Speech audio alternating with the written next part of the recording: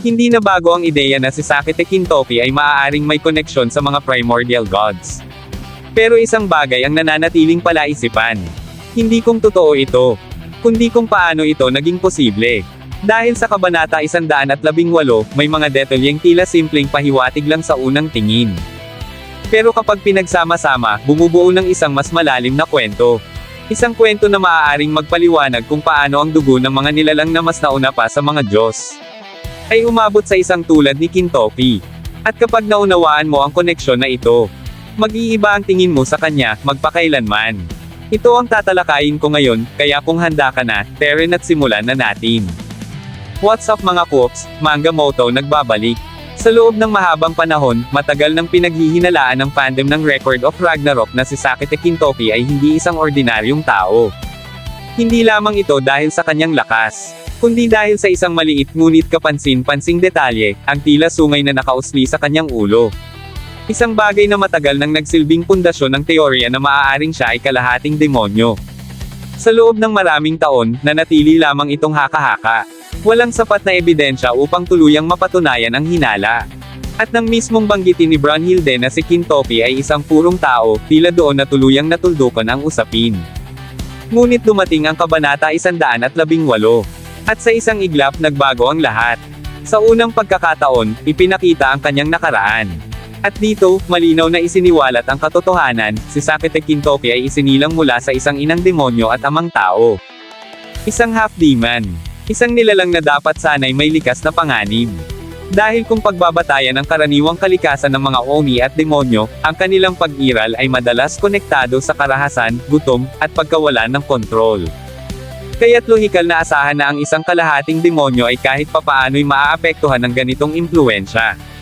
Ngunit hindi iyon ang nangyari. Sa halip na maging halimaw, si Kintoki ay lumaki bilang isang mabuting nilalang, may malasakit, may konsensya, at may kakayahang kontrolin ang sarili. At dito nagsisimula ang mas malalim na tanong. Bakit? Bakit ang isang half-demon ay hindi tinablan ng kanyang dugong demonyo?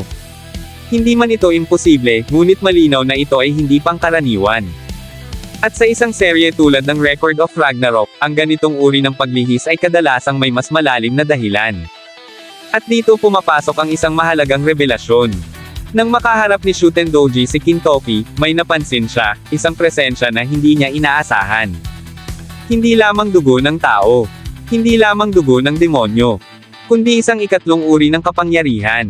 Dugo ng Diyos.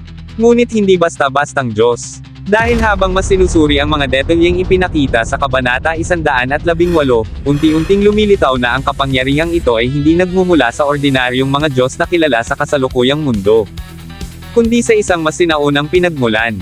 Isang uri ng nilalang na umiral bago pa man ang mga Diyos mismo. Ang mga primordial. At dito pumapasok ang isa pang napakahalagang detalye na hindi maaaring baliwalain. Ang ama ni Kintoki. Sa unang tingin, siya ay ipinakitang isang simpleng tao, isang mapagmahal na ama, isang mabuting nilalang, at isang taong walang bahid ng kasamaan. Ngunit kapag mas pinagmasdan, doon lumilitaw ang isang nakakagulat na pagkakatulad. Dahil ang kanyang anyo, ang kanyang ngiti, ang kanyang aura, at higit sa lahat, ang kanyang ugali, ay halos kaparehong-kapareho ng primordial god na si Golnir. Hindi lamang ito simpleng pagkakahawig ng mukha. Ito ay isang mas malalim na paralel. Pareho silang may banayad ng ngiti. Pareho silang may presensyang nagbibigay ng kapanatagan. Pareho silang nagpapakita ng kabaitan, hindi lamang sa kapwa nila, kundi kahit sa mga nilalang na itinuturing na kaaway o mapanganib, tulad ng mga demonyo. Ang ganitong uri ng karakter ay hindi pangkaraniwan. At sa isang seryeng tulad ng Record of Ragnarok, kung saan ang bawat disenyo at personalidad ay may kahulugan, ang ganitong klaseng pagkakapareho ay bihirang maging aksidente. Hindi basta-basta magdidisenyo ang mga may akda ng isang tao na halos sumasalamin sa isang primordial god, kung walang mas malalim na layunin. At kung hindi pa sapat ang pagkakahawig ng kanyang ama kay Golnir.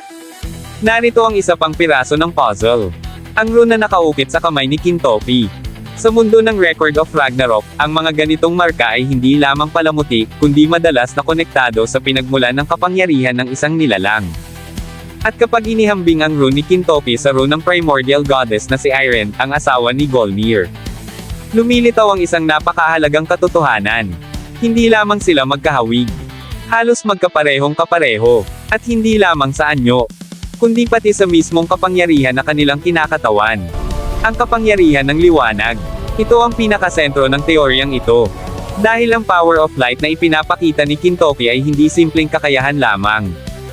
Ang aura nito, ang intensity, at ang pakiramdam na dulot nito ay kapansin-pansing kaparehong kapareho ng kapangyarihang ipinapakita ni Iron.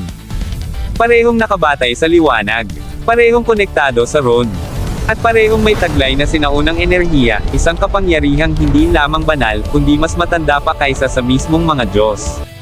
Kapag pinagsama-sama ang lahat ng ito, ang pagiging half-demon ni Kintoki, ang presensya ng Divine Blood, ang halos eksaktong pagkakapareho ng Ron niya kay Iron, ang power of light na malinaw na sumasalamin sa isang primordial level na enerhiya. At higit sa lahat, ang napakalakas na pagkakahawig ng kanyang ama sa mismong primordial god na si Golnir. Nagiging napakahirap ng ituring ang lahat ng ito bilang simpleng pagkakataon lamang. Sa halip, unti-unting nabubuo ang isang mas malinaw at mas lohikal na posibilidad. Hindi kinakailangang direktang ipinakita, ngunit malinaw na ipinahihiwatig, na ang linya ng dugo ni Kintoki ay maaaring nagmula sa mga primordial na nilalang tulad ni Golnir at Iron. Isang sinaunang bloodline na sa paglipas ng panahon ay nahalo sa mundo ng mga mortal. Hanggang sa dumating sa puntong ang isang inapo nito ay isinilang bilang isang tao. At kalaunan, isinilang si Sakete Kintoki, isang nilalang na hindi lamang half-demon at half-human, kundi isang tagapagmana ng kapangyarihang mas sinauna pa kaysa sa mismong mga Diyos. At kung ito nga ang katotohanan, nagiging mas malinaw ang sagot sa pinakaunang tanong. Bakit hindi siya nilamon ng kanyang dugong demonyo? Dahil maaaring hindi ito sapat upang manayig.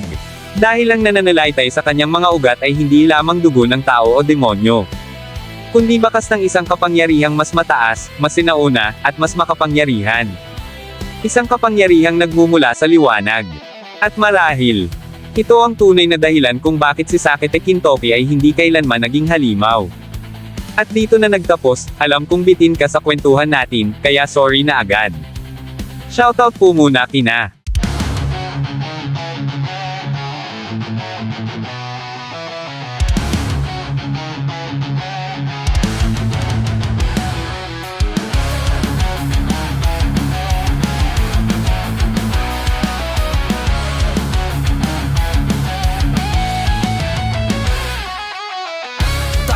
ang bandera sa sigaw ng laban.